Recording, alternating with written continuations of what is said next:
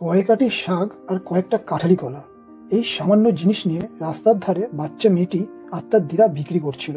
আমি গিয়ে জিজ্ঞাসা করলাম শাক কত করে। দিদা বলল জোড়া 15 টাকা। বললাম আমাকেও এক জোড়া দাও, কিন্তু পকেট হাতিয়ে দেখলাম 50 টাকা পড়ে আছে। জিজ্ঞাসা করলাম খুচরো হবে তো? দিদা কিছু না বলেই 50 টাকাটা নিয়ে নিল আর নিজের ঝোলা থেকে হাতিয়ে হাতিয়ে 30 টাকা বের করলো, কিন্তু কোনোভাবেই 5 টাকা আর খুঁজে পেল না। তখন তার নাতনিকে বলল,